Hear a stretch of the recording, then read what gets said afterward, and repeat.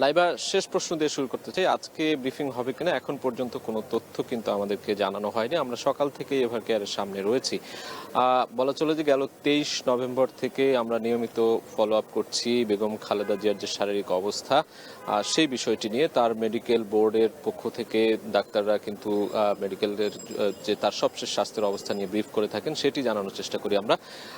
যদি বলতে চাই যে সবশেষ অবস্থা আমরা যেটি গতকাল জানতে পেরেছি তার মেডিকেল বোর্ডের পক্ষ থেকে, যে তিনি কিছুটা স্বাস্থ্যের অবনতি হয়েছে তার, এবং বলা চলে যে তাকে সবশেষ ইলেকট্রিক ভেন্টিলেটর যে সাপোর্ট, সেই সাপোর্টে নেওয়া হয়েছে। এবং খালেদা জিয়ার বলা হচ্ছে যে শরীরে গুরুতর ব্যাকটেরিয়া এবং ফাঙ্গাল সংক্রমণের একটি কথা বলা হয়েছে, এবং তাকে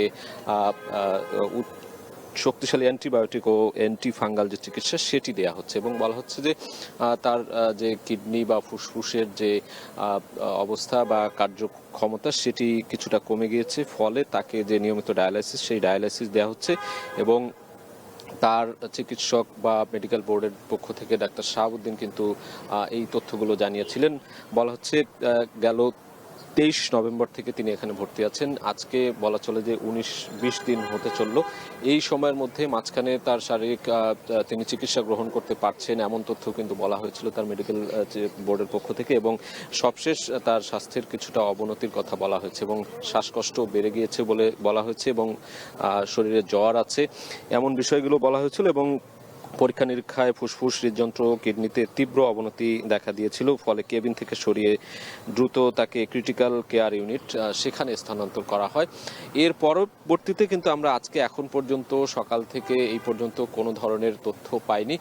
মেডিকেল বোর্ডের পক্ষ থেকে কেউ আসলে ব্রিফ করেনি, তবে করবেন বলে হয়তো আমরা আশা করছি। এবং গেল কয়েকদিন ধরেই তার যে পুত্রবধূ রয়েছেন ডাক্তার জুবাইদা রহমান, তিনিও কিন্তু এই তার মেডিকেল বোর্ডের সাথে পরামর্শ করছেন, দেখভাল করছেন। মাঝে মাঝে তিনি এখানে আসছেন, এসে দেখাশোনা করে আবারও তার বাসায় ফিরে যাচ্ছেন। তবে আজকে আমরা এখন পর্যন্ত ডাক্তার জুবাইদা রহমানকে আসতে দেখিনি। তিনি আসবেন কিনা এই তথ্যটি হয়তো আমরা পরবর্তীতে তিনি আসলে আমরা জানানোর চেষ্টা করব। এবং মেডিকেল বোর্ডের পক্ষ থেকে যদি আপডেট কোনো সবশেষ হালনাগাদ কোনো তথ্য জানানো হয় সেটিও আমরা জানানোর চেষ্টা করব। এবং মেডিকেল বোর্ডের পক্ষ থেকে বলা হয়েছে যে কোনো ধরনের গুজব বা ভুল তথ্য, ভুয়া তথ্য না ছড়ানোর জন্য সবশেষ তাদের পক্ষ থেকে যেই স্বাস্থ্যের অবস্থা বেগম খালেদা জিয়ার সেটি জানানো হবে, সেটি আসলে গণমাধ্যমকে জানানোর জন্য বলা হয়েছে। তো এই ছিল এভার কেয়ার হাসপাতালের সামনে থেকে আমার কাছে থাকা সবশেষ তথ্য। পরবর্তী কোনো আপডেট তথ্য পেলে আমরা সেটি আপনার মাধ্যমে দর্শকদের জানানোর চেষ্টা করব। এই ছিল সবশেষ।